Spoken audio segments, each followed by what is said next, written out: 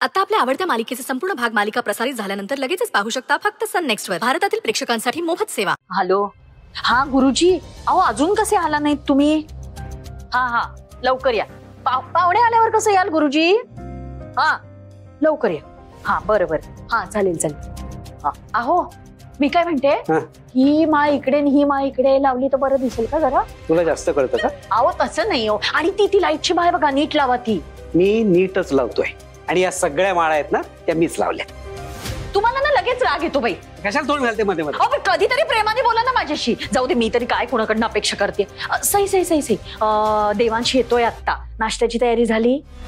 हो. हा, आणि ओवाळणीचं ताट नाही झालं का? अगं लवकर तयारी कर. सही अगं ऐक ना, ते ओवाळणीचं ताट तयार केलंस का? अगं बघतेस काय, आल्या आधी आपल्याला तेच लागेल ना. भाकर तुकडा ओवाळून टाकायचंय ना आपल्याला. ते कर लवकर. ही मुलगी नुसती बघत राहते, काय करायचं हिचं? तू काय करणार मग? आणि ही धावपळ कोण करताय मग? नुसतीच धावपळ म्हणजे ते पण मोठं काम असतं, तुम्हाला काय माहित? बरोबर.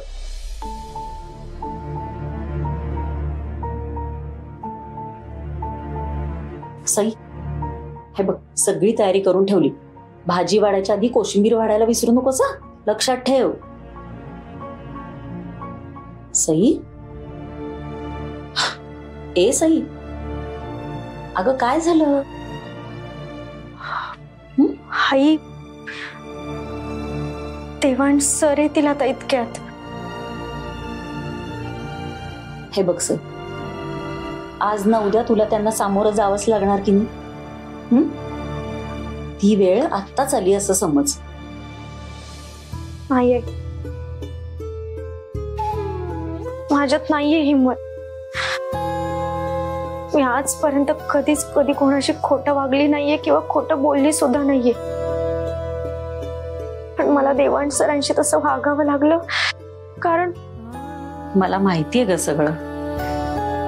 पण आता फक्त परमेश्वरावर विश्वास ठेव बघ, सगळं ठीक होईल. मला फार भीती वाटतेय गाई. जेव्हा देवांश सरांना समजेल ना की मला सगळं माहित असताना सुद्धा मी त्यांच्यापासून सगळं काही लपवलंय, त्यांच्याशी खोटं वागलीये, खोटं बोलले, तेव्हा काय वाटेल त्यांना? ते हेच विचार करतील ना की मी त्यांची फसवणूक केली म्हणून. आई, देवांश सर खूप चांगलेत ग, आणि त्यांच्या सोबत हे असं वागताना मला खूप वाईट वाटतंय. नाही सहन होते मला हे सगळं.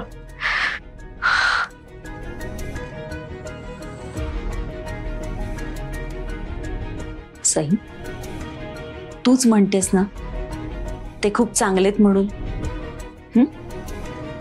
मग योग्य वेळ आली ना त्यांना विश्वासात घेऊन सगळं खरं सांगून टाक.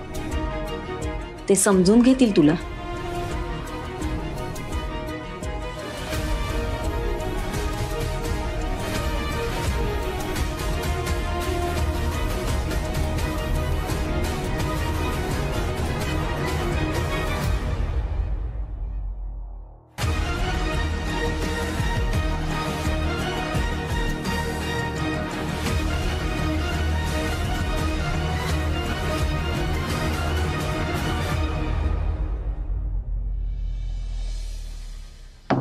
आई, ताई, ताई या ना बाहेर. आई अगं काय प्रॉब्लेम आहे? प्लीज मला सांग, ऍटलीस्ट काहीतरी बोल. आई, ताई ऐका ना प्लीज. ओके ठीक आहे, नो प्रॉब्लेम आहे. आपण एक काम करूयात, आजची माझी एंगेजमेंट कॅन्सल करूयात. अरे हो, जर तू बाहेर नाही आलीस तर आज माझी एंगेजमेंट होणार नाही.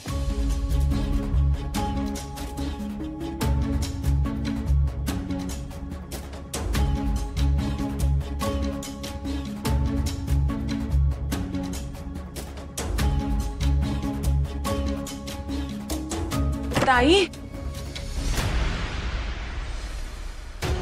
ताई ठीक आहात ना तुम्ही? काय भैरवी, अगं आम्हाला सगळ्यांना किती टेन्शन आलं होतं माहितीये. आणि तू रेडी का नाही झालीस? कारण मी एंगेजमेंटला येत नाही. काय? काय आई काय प्रॉब्लेम आहे? तुला बरं वाटत नाहीये का? सी असा काही प्रॉब्लेम असेल ना तर आपण 1-2 दिवस पोस्टपोन करू शकतो एंगेजमेंट, काहीच प्रॉब्लेम नाहीये. हा देवा, आज काय उद्या काय, मी तुझ्या एंगेजमेंटला येणारच नाही.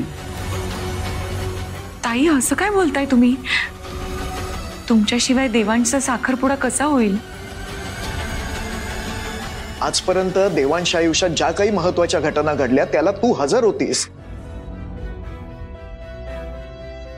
भैरवी, तू असल्याशिवाय हा साखरपुडा होणं शक्यच नाही. ताई मला माहितीये सगळ्या गोष्टी तुमच्या मनाप्रमाणे होत नाहीयेत,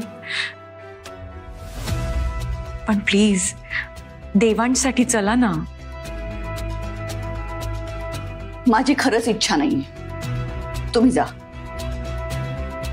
हे बघ भैरवी, मला एवढंच माहितीये की तू आमच्या बरोबर येतेस. ठीक आहे, लवकर तयार हो बघू. आणि देवा, अंजलीच्या बाबांना फोन करून सांग की आम्हाला सगळ्यांना यायला उशीर होतोय म्हणून. ठीक आहे, मी करते फोन. वहिनी प्लीज, तुम्ही कितीही प्रयत्न केले तरी मी एंगेजमेंटला येणार नाही. तुम्हाला उशीर होईल, प्लीज जा तुम्ही. आई आई आई आई काय झालंय? माझं काही चुकलंय का? ते असं काय असेल तर व्हेरी व्हेरी सॉरी, पण तू आधी डिस्कस तर कर माझ्याबरोबर. तू वेडा आहेस का देवांश? तुझं काही चुकलं नाहीये आणि तुझ्या पत्रिकेत जे काही लिहिलंय त्यात तुझी काय चूक? मला हे सगळं आधीपासूनच पटत नाही. आय नो, लग्न करणं खूप गरजेचं आहे, कळतंय मला, बुद्धीलाही पटतंय, पण मनच मानत नाहीये माझं. अँड ॲज यू नो, मी माझ्या मनाविरुद्ध कधीच काही करत नाही. हे असं अचानक त्यांनी लग्न घाईत करण्यासाठी जी काही कंडिशन घातली ती, देन इमर्जन्सीमध्ये एंगेजमेंट करणं, मग लग्न, and top of it he engagement त्यांच्या घरात होते. त्यांच्या घरात. हे तर मला अजिबात पटलेलं नाहीये. नाही रे, नाही, अजिबात नाही. मला माझ्या देवांशी एंगेजमेंट ही 5 स्टार हॉटेलमध्ये करायची होती, जिथे आपले सगळे रिलेटिव्स आले असते, मोठे बिझनेसमॅन आले असते, पॉलिटिशियन्स आले असते. देवांश, मला तुझ्या एंगेजमेंटचा इव्हेंट ग्रँड करायचा होता रे.